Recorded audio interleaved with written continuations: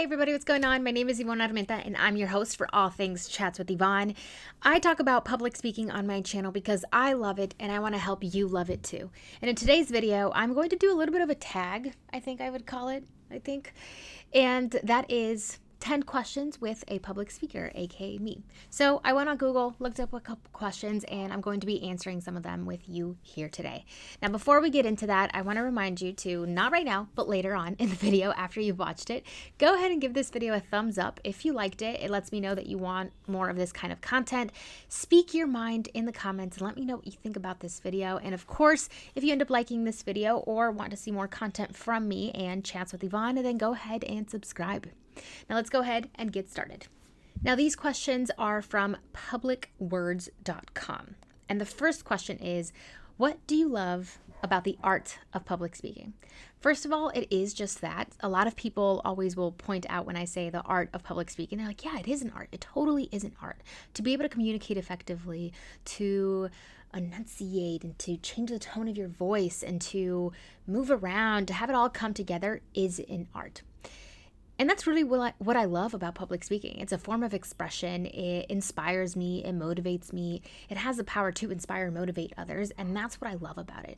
It allows you to freely come into your own, come on stage, talk about the things that you love, what you're knowledgeable about, about your expertise, and really communicate that with people and create connections all along.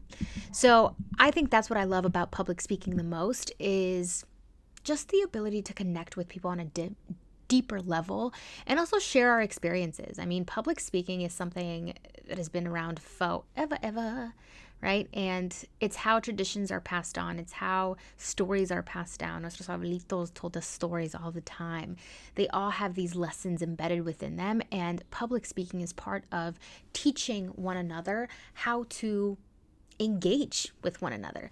I tell you about what's important to me. I tell you about my knowledge, then you tell me about yours, and we come together and create this perfect mixture of people and lessons and things that are just important to make the world go round. The next question is, what do you hate about public speaking? Hate is a very strong word. I don't use it very often. I don't use it very often. But one thing that I don't like about public speaking is how it makes people feel. I think that there's a reason for it, right? And in a previous video, I talk about my intentions for Chats with Yvonne and going a little bit more into the research of why public speaking can be so intimidating, why there are certain situations in which we are okay with public speaking, others not so much. And I've gotten really interested in exploring that a little bit more because from experience, I know that oftentimes when I felt uncomfortable about public speaking, it's not so much self-doubt because there is a little bit of that in there, but a lot of it comes from the actual spaces that I'm a part of and feeling like, am I even supposed to be a part of this? Or I see examples of what a great, successful public speaker is, and they look nothing like me. They sound nothing like me. And so representation matters. And when you're not seeing that the industry represents you, then you may not feel like there is space for you. And so that's one of the things that I don't like about public speaking in the industry, right? When you Google top public speakers, you get people like Tony Robbins, you get people like, I think Barack Obama's in there, so, they're all great public speakers. They are. But it takes a while. You have to scroll down a while to even find a Latina in there, or to find someone in the Latinx community, though they are out there, right? It's like these big platforms don't recognize them as so. And so that's one of the things that I don't like about public speaking, but that I know is changing, right? And hopefully with Chats with Yvonne and the community that we're building here, we're starting to see more of that. I love seeing everybody engage in the art of public speaking and taking on things that make them feel uncomfortable because it's all part of our growth process. I don't know if that made sense, but there, I said it. It's on camera. It's on the record. Number 3, how do you feel about life on the road? Now, this is for a public speaker, a traveling public speaker, obviously, but I can speak to this because I actually have traveled around the country to give keynote presentations, and it has been some of my favorite memories have been with that. I've gotten to visit a different state that I wouldn't have otherwise visited. I go on stage and I speak about my experiences and the things that I love, and I love it. Shoot, sign me up. I will gladly be an on-the-road public speaker forever. I really enjoy it. I think it's a really great way to just stay excited about what you're doing, visiting new places, talking to new people, connecting with new people. It's just an incredible part of the public speaking journey that may not get talked about enough, but you can actually travel and be a great public speaker and get paid great freaking money for doing it. So, number 4, what do you want your audiences to remember of your presentation? This one is different depending on what the presentation actually is. Now, if I'm doing a public speaking workshop, I've done a couple of these in the past year for a college, right, or a university group or whatever it is. I want them to understand. I always touch base with the person that's reaching out to me and the organizer to make sure, hey, I'm touching on the things that they want to get out of the workshop. But in a workshop like that, I want people that if they haven't been exposed to the amount of public speaking opportunities that are out there, I want to plant a seed of curiosity and say, what would happen if I decided to talk about the things that I love and the things that I'm an expert at? What opportunities could open for me there? So that's one of them. My keynote presentations that I've done in the past have been all about project-based learning and curriculums that center students. And my goal there is to really communicate to educators, like at the end of the day, we want to give students agency in how they learn and what they learn. And being able to provide students with that agency allows them to explore things that they never even thought possible. When we don't make students have to show us that they are knowledgeable about a certain thing in a certain way, and we allow them to express themselves more creatively, this actually not only prepares people for actual jobs in the 21st century, but it also plants, again, a seed of curiosity in people. And then with Chats with Yvonne and the public speaking content that I have here, I want to, again, also plant a seed of curiosity, of almost like love. I want you all to fall in love with the art of public speaking and see it as not something to fear or not something to be nervous about, which we all get nervous, but something to use to your advantage, whether it's in a meeting, whether it's actually on stage, whether you are a content creator, using your story, leveraging your story and speaking on it, speaking about it, and connecting with people on a deeper level. It's all about connection and about planting seeds of curiosity. And that's the kind of public speaking. That's what I want people to get from whenever they listen to something from me. Also, my room is hella cold. I have a blanket right here. All right, next question. What do you fear most about giving a presentation? This is a good question. Well, number one, and I think this happens a lot, whether you want it to or not, is just technology failing you.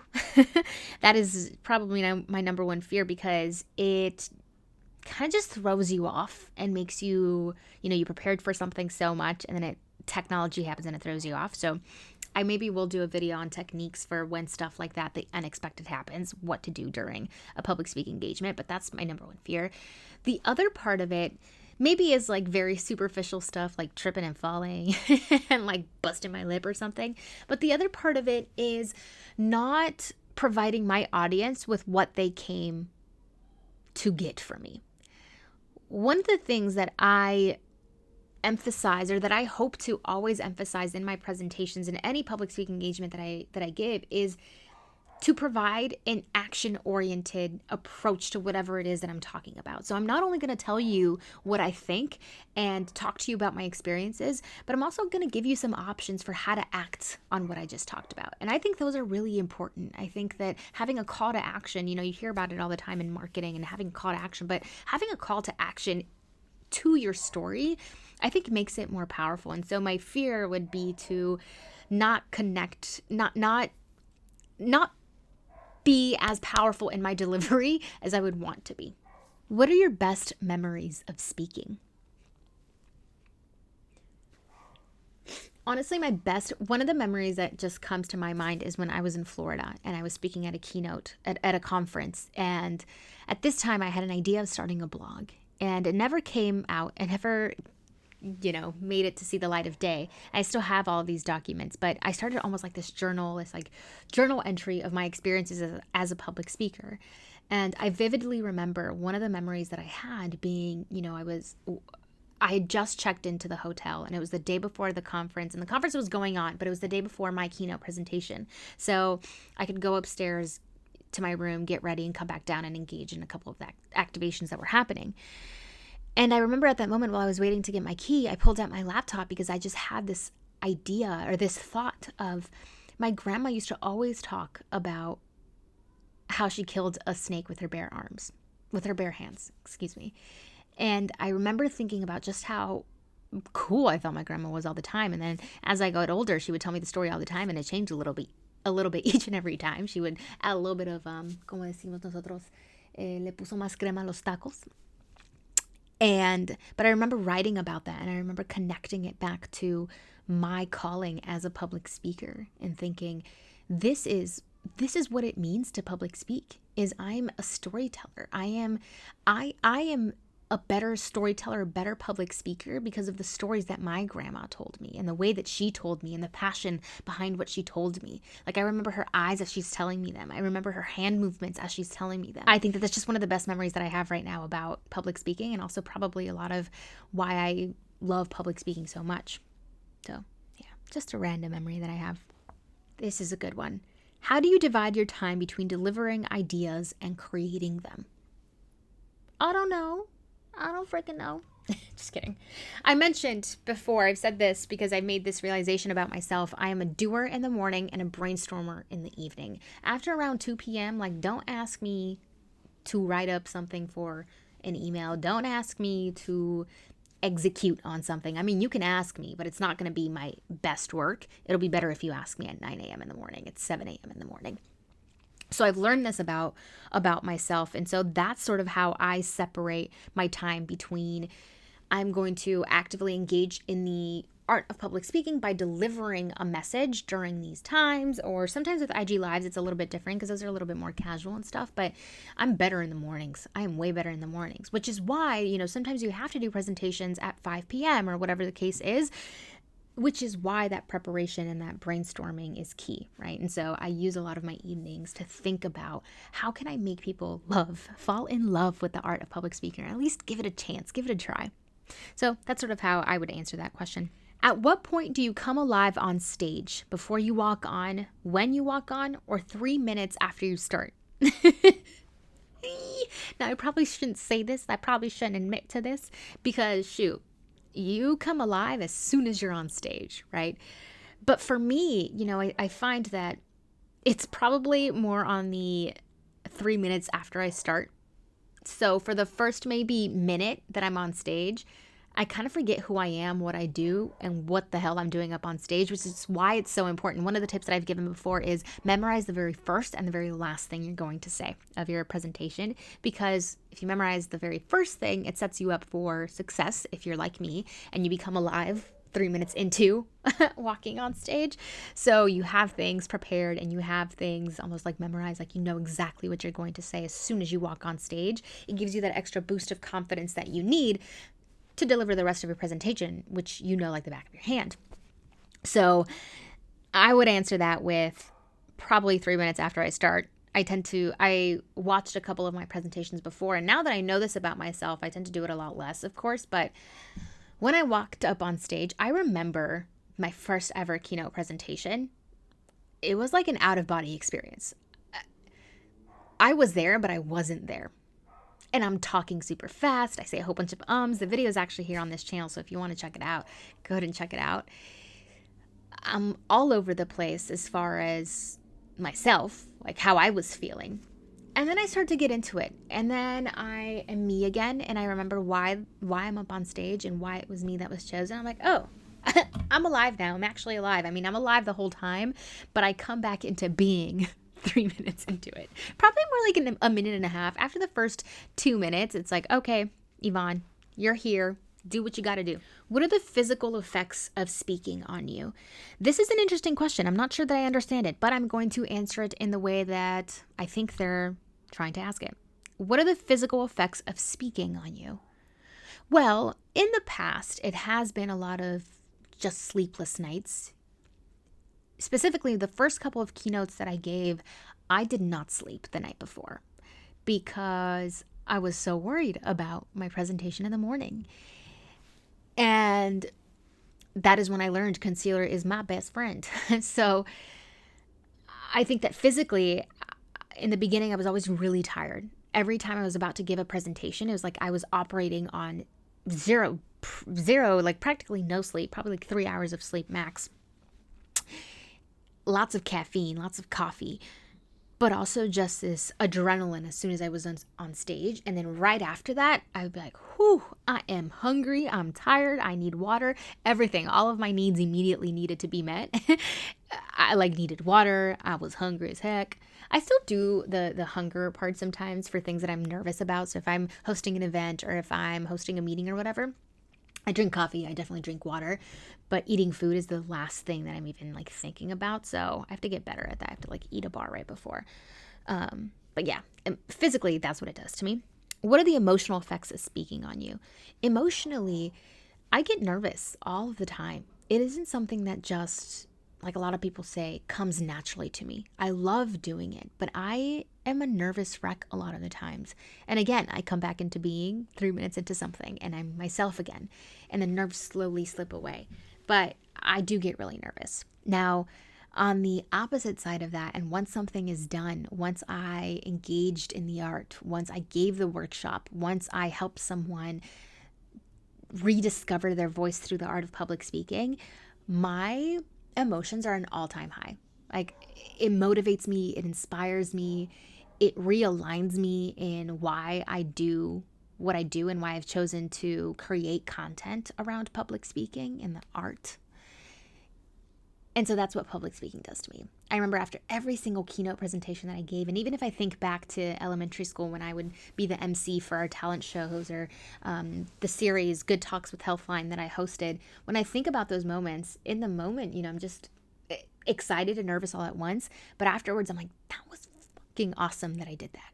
I am so fucking proud of myself. And that's what I want people to feel. Every single time that I have engaged with the art of public speaking, I feel proud. I feel engaged. I feel inspired. I feel motivated. I feel like I can take on the world. I feel like I have so much more to give. I feel like I have so much more to say. And public speaking just does that for me. So I think that's a pretty good question to wrap up on, and I hope that you really enjoyed this video. Thank you so much for spending some time with me, and let me know if any of these questions, you want to speak your mind in the comments and answer them with you, or answer them as well. I'd love to know what some of your experiences are with the art of public speaking, and yeah, just let me know what you thought in the comments. Again, speak your mind. Give this video a like now if you liked it. Don't forget to subscribe. And also, I know there's also some kind of notifications button, so go ahead and press that if you want to be notified every single time that I post a new video. And with that, again, thank you so much for spending some of your time with me. I truly, truly appreciate you. And I'll see you in my next video. Bye, everybody.